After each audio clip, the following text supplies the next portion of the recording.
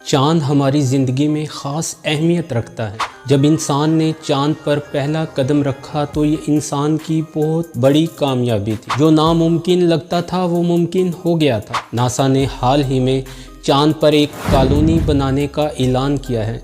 क्या वाकई कभी इंसान चांद पर जाकर ज़िंदगी गुजार सकेगा और नासा कैसे चांद पर अपना मंसूबा पूरा करेगा, ये सब जानेंगे इसी वीडियो में।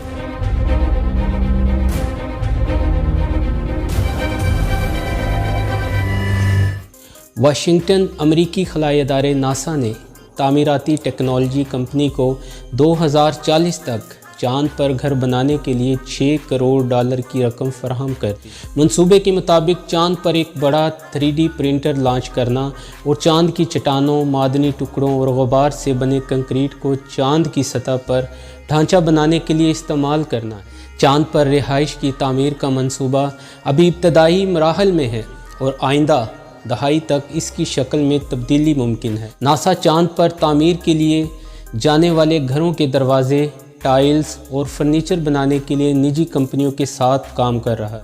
इस एजेंडे में खला में रहने वालों के मरीख पर रहने के काबिल जगह बनाने का मंसूबा भी शामिल है। अमेरिका शहर आइस्टन में कायम आइकॉन नामी कंपनी, जिसके साथ नासा ने 2022 में मुआहिदा किया था, ज़मीन पर अपनी 3D प्रिंटिंग महारत का इस्तेमाल करते हुए अपने सिस्टम दी वेल्कन की मदद से तहबते पुरताइश घर तामीर करती है। ये टेक्नोलॉजी सीमेंट, मिट्टी और पानी के मरकब को एक धागे की शक्ल देती है।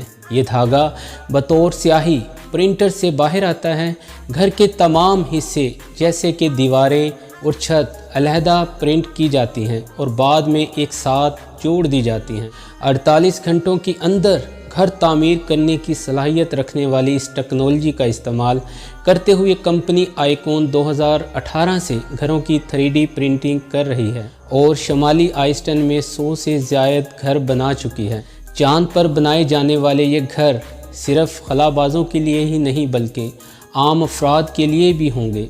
क्या वाकई नासा अपना ये मंसूबा पूरा कर पाएगा? आप लोगों की इस बारे में क्या राय है? कमेंट में अपनी राय का इजहार ज़रूर कीजिएगा और जाते जाते चैनल को सब्सक्राइब ज़रूर कर लें ताकि आपको इस तरह की नई वीडियो मिलती रहे।